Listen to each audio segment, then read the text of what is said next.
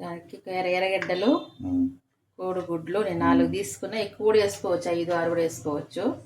కరివేపాకు, పచ్చిమిర్చి, ఆవాలు, పసుపు పొడి, మిరప్పొడి, అంతే. ఫస్ట్ ఒక 2 స్పూన్లు 3 స్పూన్లు నూనె వేసుకొని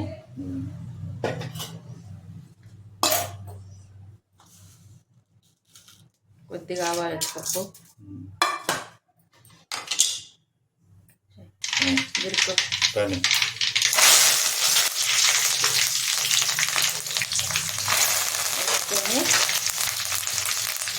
ఎర్రగడ్డలు,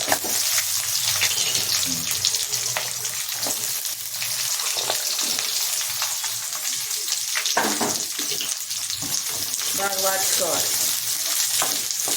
కొద్దిగా పసుపు పొడి,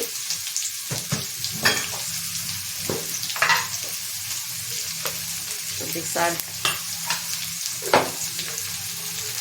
బాగా కలుపుకొని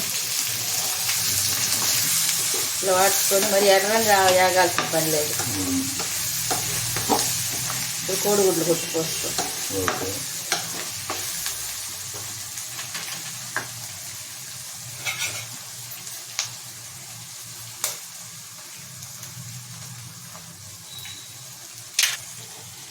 కొట్టుకోసుకున్నాక బాగా వాడుకొని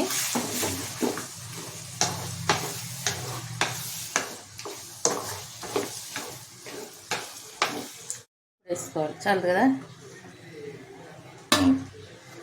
కారం కావాలంటే వేసుకోవచ్చు, ఇష్టం. పొడి పొడిగా వేయించుకోవాలి.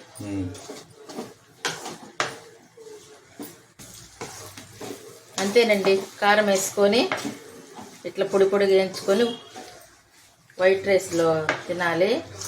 ఇప్పుడు మా ఆయన తింటాడు, ఎలా ఉంది టేస్ట్ చెప్తారు.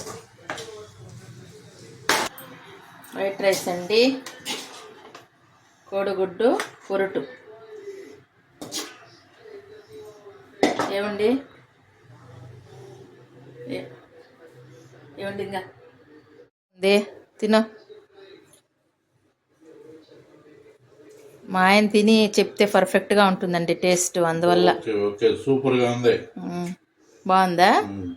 కోడిగుడ్డు పొరుటు సూపర్గా ఉంది. వైట్ రైస్ కి పొరుటు అంటారు, తాలింపు అంటారు. మనం తాలింపు అంటాం. సూపర్గా ఉంది వైట్ రైస్ కి. ఓకేనండి. షేర్ చేయండి, లైక్ చేయండి, సబ్స్క్రైబ్ చేసుకోండి. ప్లీజ్ సపోర్ట్ చేయండి, కమెంట్ చేయండి. ఓకేనండి. బాయ్ చెప్పు. బాయ్.